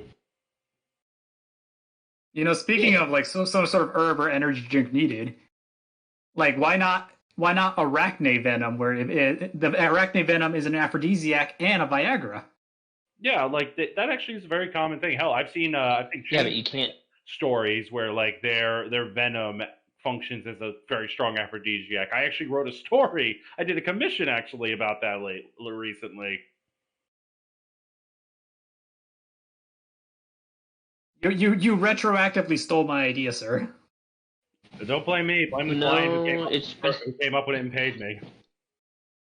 It's Speaking been of around for a while. You get a similar reaction from banana spiders, actually. Yeah, but you die like after you're done. Like, True, but the story goes that some dude got bitten by a spider and went through like what 4 or 5 of his girlfriends before he finally keeled over. Yeah, that's actually because of the it's the neurotoxin found in the banana spider that actually causes misfiring in the brain. So you're slowly giving yourself a heart attack, but in the process, because it's diverting too much blood to your penis, it's not causing proper circulation to the rest of you, so you end up dying of basically sometimes organ failure or heart failure. It's purely because of neurotoxin misfiring. So if that bites you, you know the term death throes? If it bit you, though, would you have a death jizz? Actually, yeah. Quite possibly, yes. Yeah, one of the Speaking, you don't really come. Your muscles are so tensed up, you cannot come from it. You will keep hitting orgasm, but you will not come. That sounds like a fate worse than death, not gonna lie. I mean, you finally come when you die. You come and go, but sure, but speaking of death come, who is your favorite MILF? Yeah, you're right. Death will come from me. Okay, what would we define as a MILF? I've been asked that question before, and they're like, well, that's not technically a MILF. If we're talking like a character who has an established child and they're sexy, that's what we're defining as a MILF? They have the mommy energy. Okay. I can't use that character because she technically doesn't exist. I'll have to go with Princess Cadence. Yes! You know, to me, You have chosen. Fuck it, bitches! you know, to me, the one who has the biggest mommy MILF energy, even greater than that of Cadence, to me, it's Celestia.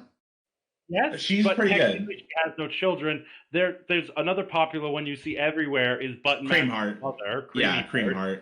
Yeah. No, she's another great answer. She is a great answer, and that was actually going to be my answer, but she's not technically a canonical character, so I didn't feel it was proper. The only other MILF I'd have to say immediately after that, because that is also another character who has an established child, is Pinky. She has little cheese. I forgot she's a MILF now. Yeah, She the problem is a is, MILF now. if you think about it, and I've seen images of that, since she canonically had a child with Cheese Sandwich, and Cheese Sandwich is voiced by Weird Al. Weird Al has just stolen everyone's pink waifu. You saw that tweet he made, right? Haha, I stole your waifu. Yeah, I saw that. Yeah, All right. Yeah, Spoiled Rich is like up there, but you love to hate her. She has nothing positive. You never write romantic stories about her. You just write stories about her getting her comeuppance or just being a whore. Her come up ints. welcome to the cum zone. Let's see. Who's your favorite non-pony character? Technically, Discord. Fair enough. By Why is... purest Oh, existence. go ahead.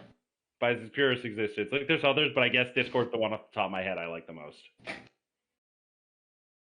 Next question is, why is Spike the worst and everyone that likes him is wrong?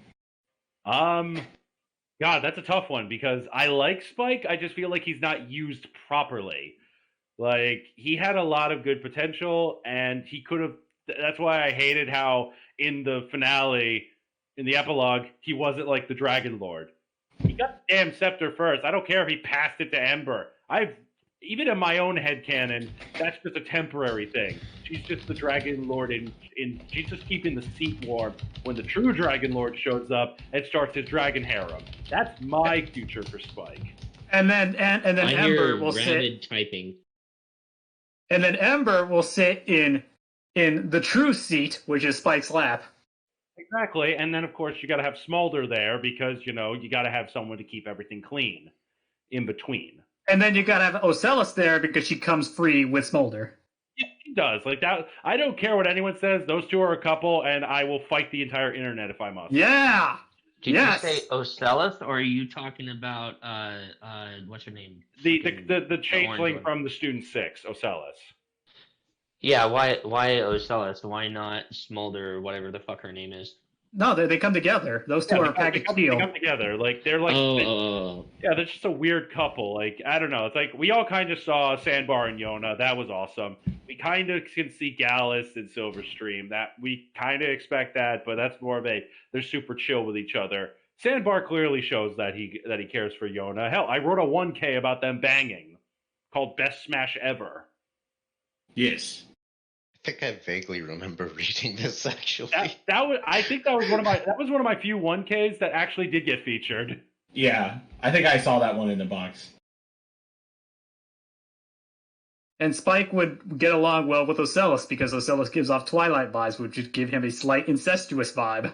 Then he would just ask her to turn into Twilight, and then turn into Rarity, and then find a way to turn into something in between. God, now I'm imagining... Then turn into Twilight's mom. Now I'm imagining a story idea where Spike is dating Ocellus and everyone's aware of it and stuff, and Twilight accidentally walks in on them doing the do, and she's changed into Twilight. It's like what the hell was her name, Greta or something? Like it's like Spike gets along with that Griffin girl, so like Rarity was super jealous. Gabby. So it's like, Gabby. Another Griffin with a G. Yeah, like basically, yeah. Spike pretty much. I don't think he's the worst. I think he just was improperly used. If Pencil were here, she would say otherwise. Speaking of improperly used, if dick cheese could be blocked and sliced for sandwiches, how much vaginal marinara would we need to spread on our avocado toast to make a fuck trophy? Jesus, that's like 4 levels of meta right there.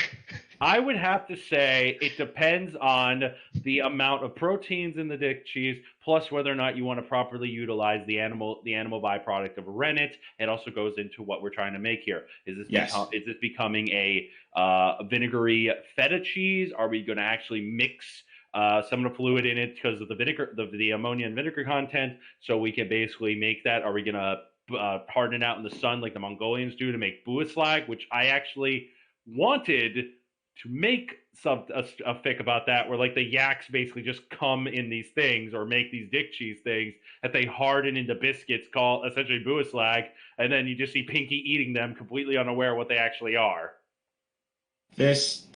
I'm just having this moment right now. Dick cheese buaslag.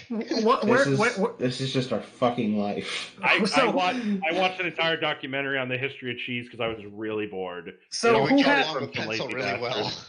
So who here has the nutrition facts for dick cheese, huh? Like what's in there? I don't want to know. Alpha. See if something comes up.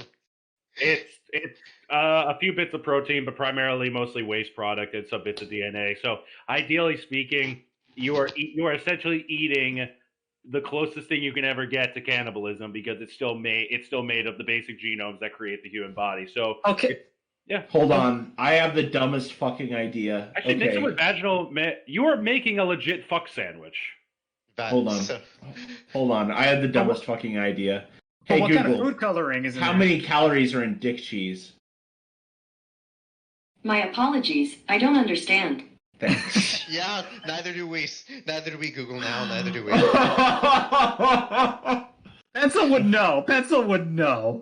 I'm glad that was captured. Can someone please, Alex? Can you capture just that moment where he's asking and then Google's response? I think that just highlights a few things about us. Let's go to questions from Jammer before Dick Chase just takes over our lives. Number 1, what's it like to write? And do you have any tips, tricks, or things you wish you knew when you first started? Yes, actually. Writing actually is kind of fun. It's all about you are either creating something or you take something and go, how do I fuck with this? How do I tweak this? And you try to make it better, worse, something. You just kind of take an idea and run with it. As for any tips or things I wish I knew, kind of hard. I went to college I have a bachelor's in English, primarily focused on literature and writing. So I kind of learned a lot of these things going into college. I went, well, my degree is useless, so I might as well try to make something out of it. So I would have to say, write like your audience has no idea what you're talking about. You are legitimately writing as if your reader is unfortunately stupid, for lack of a better term. Not in an insulting way, but more of okay, this person might not know what a penis is. How would you describe it? Is it curved? Is it hard? Is it long? Like, what is the difference between a pecker and a schlong? Like, you go into something like that. Use metaphors. You rhymed. Proper descriptions. You rhymed for a second there. You were basically Dr. Seussing us about the education of dicks. Nice. See? Disproportional luck. I hate everything about this right now. But yeah, that's some of the easiest ways I can really put it, where just write what you want to know, write what you know, and worst case scenario, if you really want some inspiration, literally just look up every fetish imaginable. That's what I did. I had to have seen everything. Hey, I'm there. I'm right there with you. Fluttershy wants in your pants. The goal is to write every fetish. Yeah, I mean, God, that poor girl's pretty much she's been given every fetish at this point. It's true. Now, number 2. If you were given 33 drinks of your choice every week, would you give Nighty a place to stay at or near your home? Nighty's the admin of fan fiction. I have actually never had a conversation with Nighty. I have no idea what Nighty is like. I've spoken to some of the other admins and stuff because I've had some problems I needed help or some questions, but I've never really spoken with Nighty, so I can't really give a fair assessment. But Nighty's the reason this shit exists for us and that I'm able to do this. So I'd have to say 33 drinks. God, just give me 33 different flavors of Mountain Dew every week, and I'll go halvesies on an apartment. Nice. Number 3, are you aware of the OC Thing Pony? I did actually look at those links, and the funny thing is I actually have read and watched the thing. Yay! Well, that's the Thing's OC. Would you hug her, kiss them goodnight, tell them every little thing's going to be alright?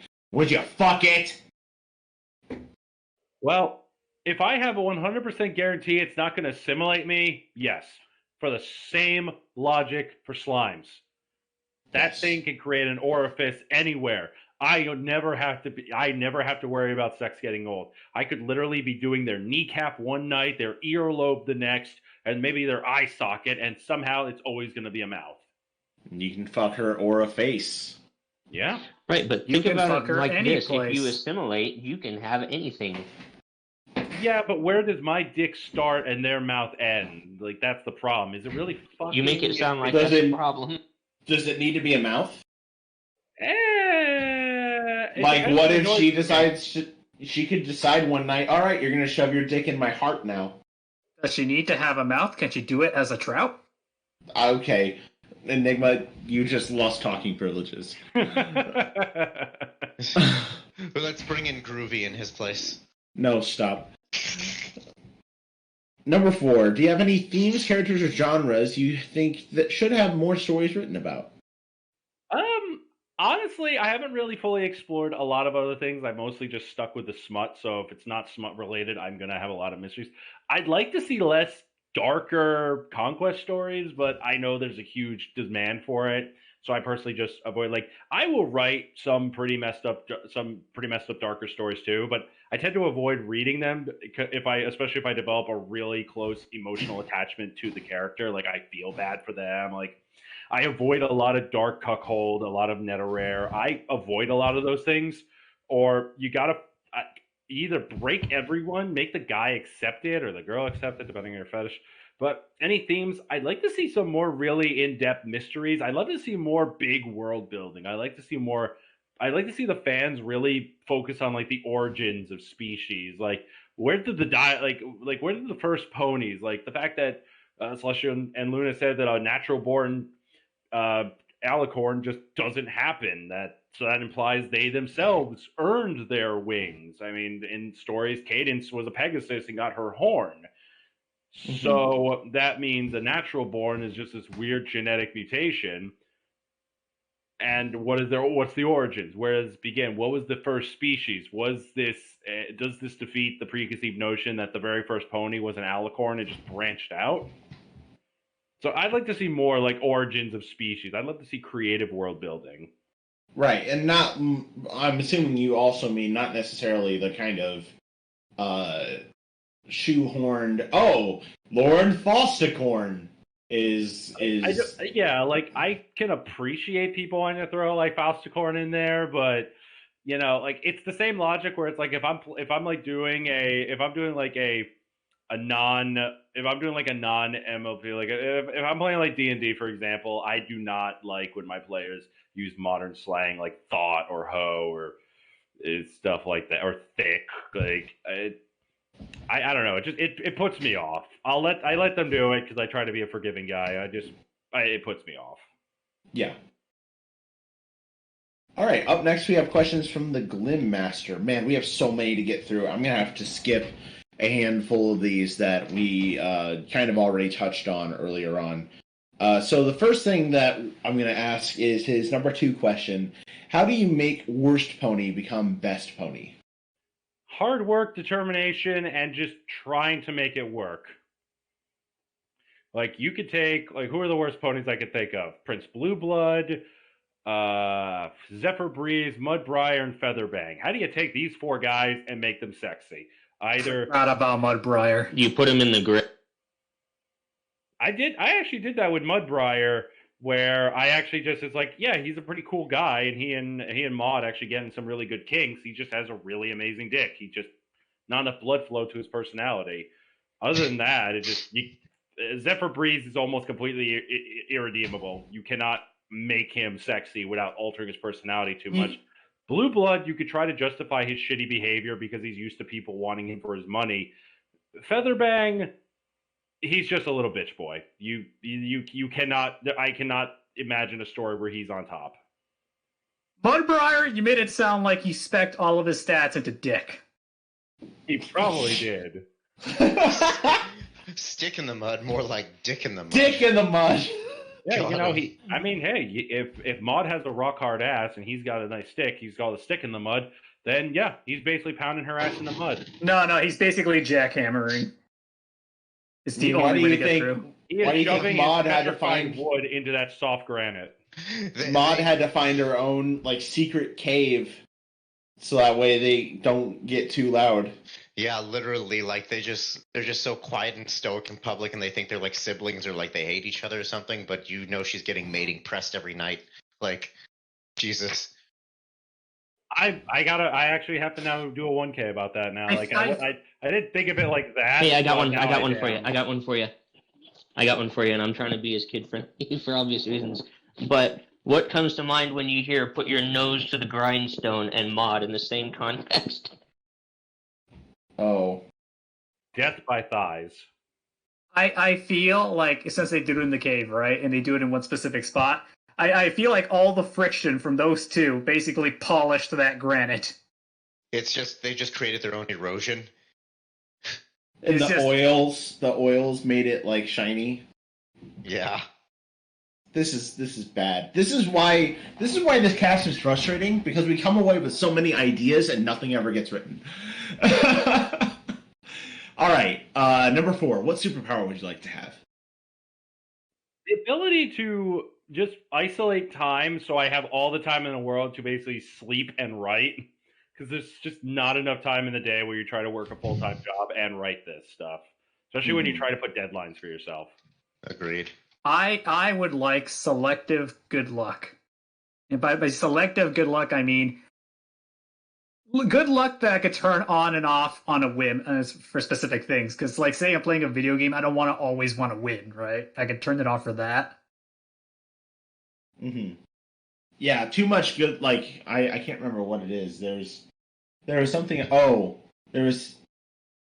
Yeah, there's a whole thing in Danganronpa 2 about good luck.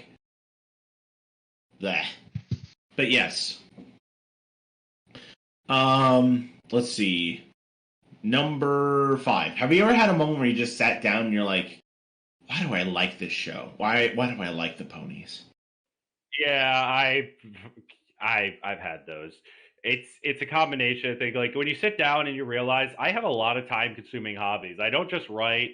I also work a job. I have to earn money. I do gaming. I do Dungeons and Dragons. I actually I actually have a YouTube channel I try to put together for gaming reasons, and I'm trying to get into drawing. My drawings are terrible. I haven't evolved past. I've just spent the last 15 years learning how to write instead of drawing. I can't make it past stick figures at this point. Well, I mean, I draw quite a bit. I might be able to give you some pointers here and there. I would love so. I've gotten some pointers from people, even some of the more. If I could, I'm pretty sure people know about this one. Cold Blooded Twilight's actually been very helpful with a lot of ideas and suggestions. Hey, Cold Blooded Twilight.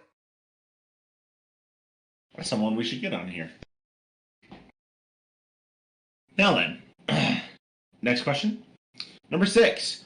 A creature of 4 legs looks very displeased with its friend. The friend is making a piece of clothing for the displeased creature. Upon giving questions to the creature, it answers that such a piece must contain a certain percentage to finally fulfill the creature's demand. What percentage do you think this would be? Let's see if it's for like creature. Combine that. Do mathematics. 69%. Nailed it. Okay. I actually wasn't expecting that answer. The other number is 89. Fair enough. Seton is up next. Number 1, what's your favorite meal, snack, or food stuff that's really unhealthy, but it's just so good? I would have to say, I was about to say sushi. Yes! Sushi. Especially, my favorite is nigiri sushi. Just the fish on top of rice. Like, just, if I'm stressed, angry, happy, or just really bored, I'm gonna go to my local market, get some sushi, shove it in my craw. You can't mess it up. It's always consistent. You're not setting yourself up for disappointment. I mean, the worst thing that could happen is that the fish is a little old. Yeah, pretty much. That fish has to be of legal age. Number 2, what is the biggest or weirdest fear that you have? Acrophobia. I can either go up or I can go fast. I can't do both. I'll either go in a bumper car or climb a tower, but I'm not going on a goddamn roller coaster. To the point where I cannot get on a plane. I'll just dose myself with sleeping pills, pass out, and either I'm going to die from a plane accident or I'm going to wake up on the ground. I hate flying so much. What happened? Okay, I always wonder this. Say you dose yourself on the plane, right? And you're out cold, but the plane hasn't gone off yet. It's still at the airport, right? And you're out cold, and the cabin gets on the radio and talks to everyone and says, "All right, this flight has been canceled. Everyone move over to the next plane." And you're there out cold. What happens? It's their job to drag my unconscious ass over there, I guess, because I paid for my ticket. I mean, if retail work, a lot of people treat retail workers basically like borderline slaves. So I guess I'll treat them like slaves. I don't know. Yeah. Or they'll just keep poking me with a stick or whip out the smelling salts.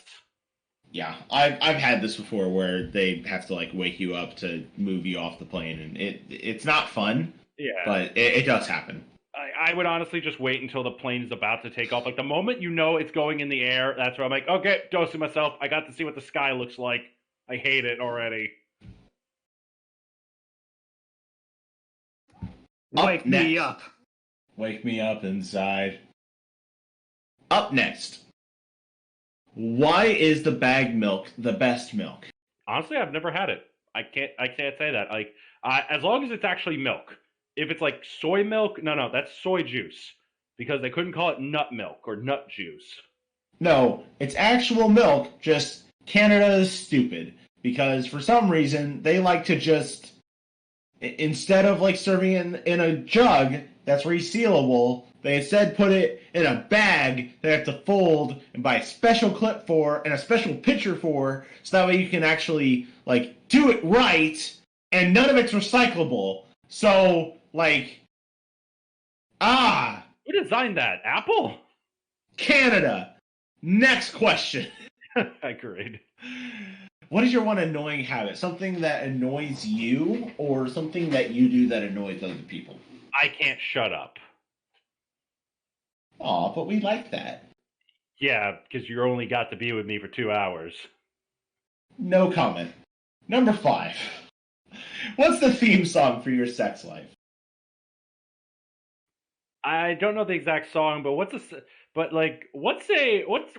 good theme song to describe like happening once in a blue moon?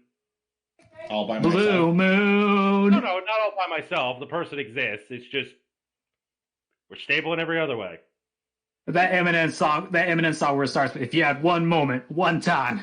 For a moment like this, maybe. Yes! Wait a lifetime for a moment like this. My partner's gonna murder me when she sees this. Oh shit. Hey, it's not Hello Darkness, my old friend. So that's good. It will be afterwards. Oh no. All right, let's move on then. I'm trying to really watch the time. Enigma, go into Arconics questions. If you're able to. All right. Give me a second. While you're doing that, just a quick answer. Yes, I watch anime. Yes, I watched Dura Dura. I never watched the second season. I only watched the first one. My porn stash is 11 terabytes. Damn. 11 terabytes? Holy shit! Well, Hey, depends that's how big is the internet? How big can the internet cloud hold? Like that's pretty much what I've had. All I know is that the entire weight of the internet is the weight of a strawberry. That is hysterical. So Arconics asks, you've written a lot of questions. This isn't a question, that's a statement. You respond to that. Yeah. God, how 7, almost 8? It's about like almost 8 years of doing that will happen. You accumulate a lot of stuff. Like it stacks after a while. 162 here. We'll agree. Awesome. A lot of stories. Yep. What powers you? Same thing that gets me up in the morning. Self-loathing, hatred, and just aggression against all life because I hate the sun. What powers me is the chase for that titty. Who is best MILF and why is it Twilight Velvet? You know, if she got better airtime where she could be a more developed character, I'd have to agree, but she doesn't. Her entire character development exists only in fanfiction form. But she did create Twilight, which kind of set the whole thing in motion, so I guess that's how she can be considered best. She's just Twilight plus 20 years or so. Yeah, she's the default you go to. You want a good MILF for an actual established character, not Button Mash's mom? You go to Twilight Velvet. What if she has like a slur or something? Why? I don't think she's ever talked. She talked that one time and it was just Twilight's voice. That makes sense. Really? I don't remember that. Yeah. It was in the episode where the clouds nearly killed the princesses because of the baby. Oh, yeah. Oh, yeah. They did talk after that. You remember? I'll never know what I remember. There was a moment when they said they're so proud, and actually there was a moment when I think it was Twilight Velvet said in the baby episode, well, we can't keep calling her the baby. There you go, So yeah. I created the baby meme that I did. And the dad was just Shining Armor also. They just recycled the kids' voices. Yeah. Alternatively, why is it Princess Cadence? Ideally, because she's just perfect mold. It's like why is Pinky and Fluttershy just some of the best fat material? You just could take that sexy body and just make anything out of it. You want her to be a cheating spouse? You could do it. You want her to be a devoted wife? Do it. You want her to be the super slut? Do it. You can make anything out of her. Plus, the concept of being Princess of Love is so vague that you can make anything out of it, from the most heartfelt romance to just the most seediest, debaucherous carnality. It's true. Right. That's why she's my favorite character. All right, thanks to Rap. I have to make a retraction. Twilight's mom does indeed have a character. I remember now in the Blimp episode, turns out she's a daredevil. She's a thrill shit! seeker. There's that. I forgot. I forgot too. I thought she was a writer or something. No, that's a fan canon. That's a fan fiction thing. Okay, see. Yeah. Oh god. Okay, now I remember. I think that was from Daring Dunn. Blimp episode. But there's other things. Yeah. I'm pretty sure she had sex in that barrel going over Niagara Falls. Makes sense. Do you have any opinions on donkeys? They're actually the only species that only seem to exist for like 2 characters. You do not see any more of them. So I have no idea. Are they my headcanon is they're just a subspecies of earth ponies that just are slightly more lanky, but they make it up with having bigger dicks or something. I remember seeing an ugly little gray donkey in one of the episodes as a throwaway gag. Yeah, it was the stubborn as a mule joke. And he was offended, and Pinkie Pie was like, I'm sorry. Now, if you were to discuss anti-disestablishmentarianism with Hubert Blaine, Wolfgang Guscher Hassenberg Sr., would you do it in Tum Wan Tankang Angang Ungan et Kamehameha, or would it be in Alteris, which I will abbreviate to Janka? I would have to have that conversation instead in Landferpus in West. Yes! Nice. I would rather have that conversation there because it's sillier. Yeah. Listen, man, I don't speak ancient Mordor, all right? I don't speak Mordorese. It's called black speech. I know. I wasn't aware if I was allowed to say that on Twitch, Rav. That's why I danced around the word. Now then, I'm gonna take Shakespeare-Cleese. Don't take that out of context. Anyway, after the tremendous successes of your Flurry Heart Fix, a slice of pumpkin's cake, a button mashing a creamy heart, which I have on my personal to-read list. Next incest fic when? Honestly, well, one, thank you. I've actually read a lot of your stories, and they were fun. If I'm remembering the right person, again, sorry, I've said at the beginning, I have a really terrible memory, but I remember I've seen that Avatar image before, and it's always a pleasure to see it. It always makes me laugh. Honestly, I don't know. Just fanfics, when it comes to incestual fanfics, you just kind of roll with it.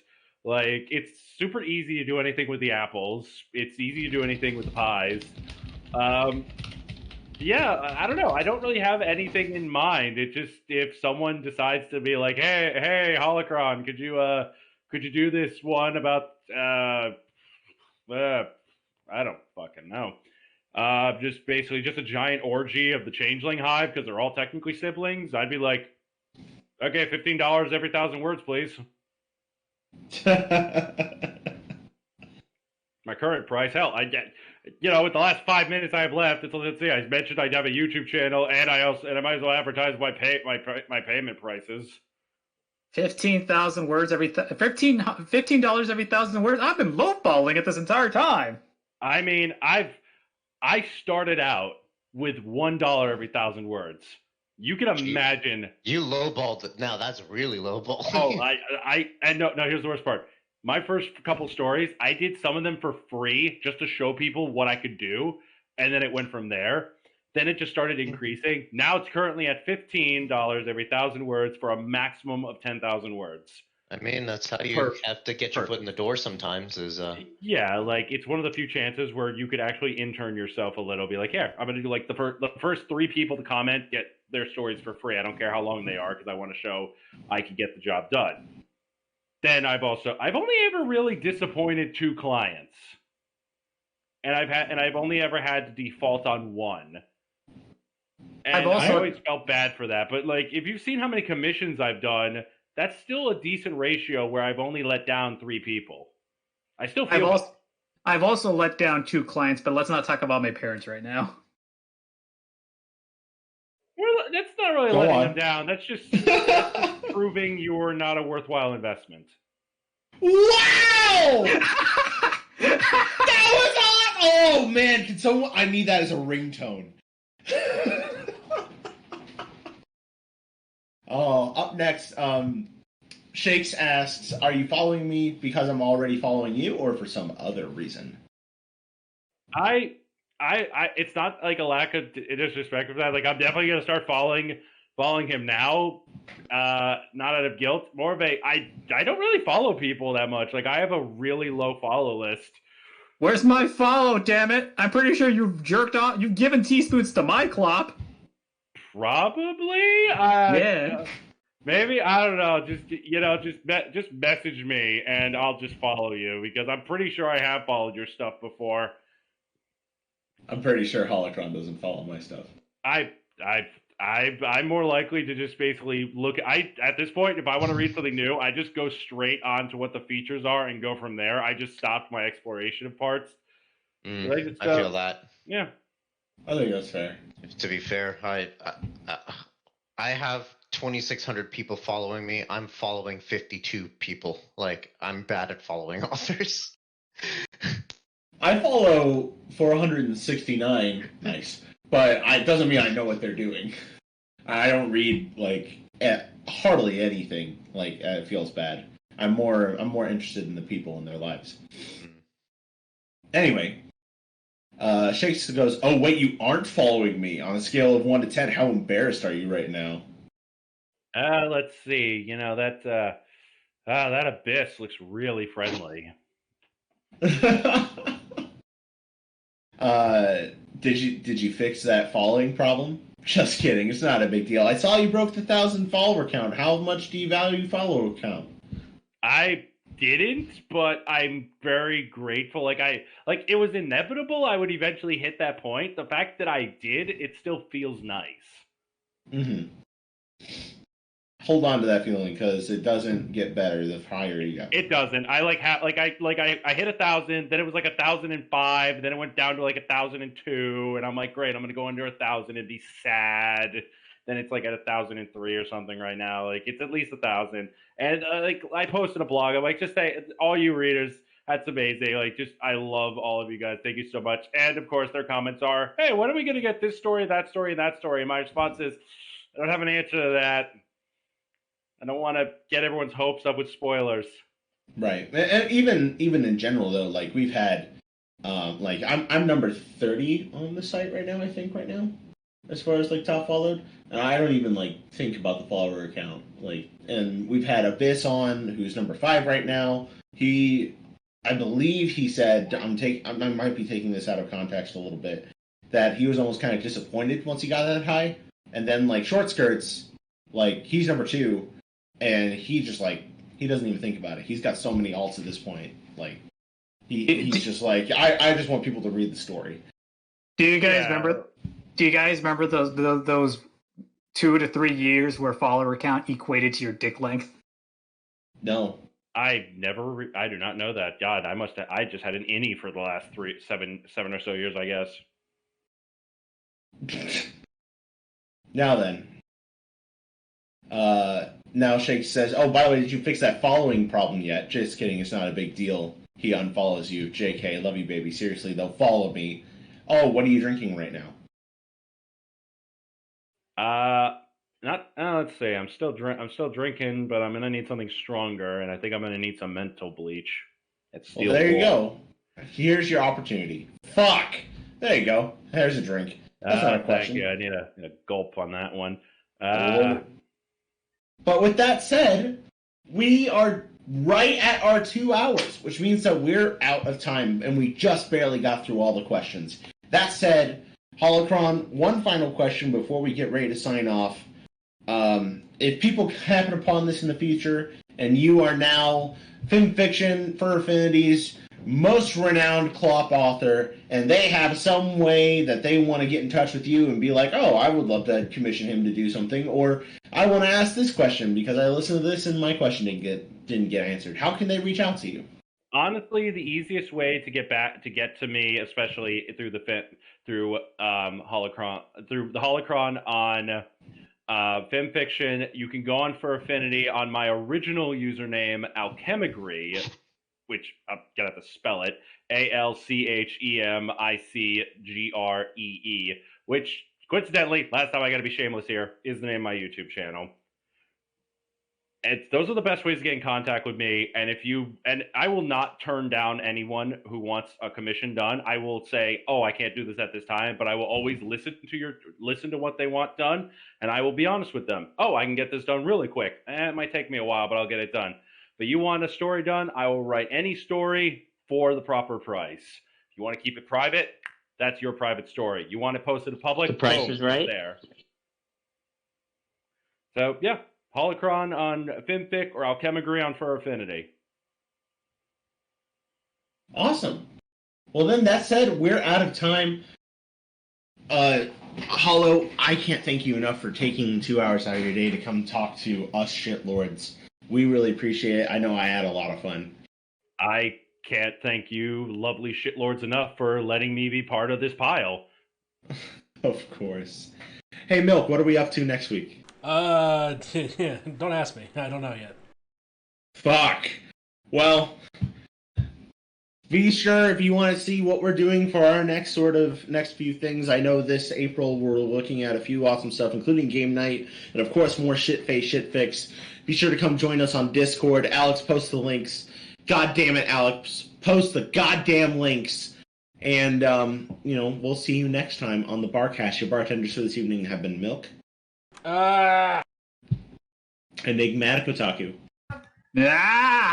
Flamin' Warfer. Yes. Ravage. Say what? Our amazing guest, Holocron. Thank you, as always. My name's Flutter Priest. I'm tired. That's it. We're done. Bye. I'm tired. I'm dead.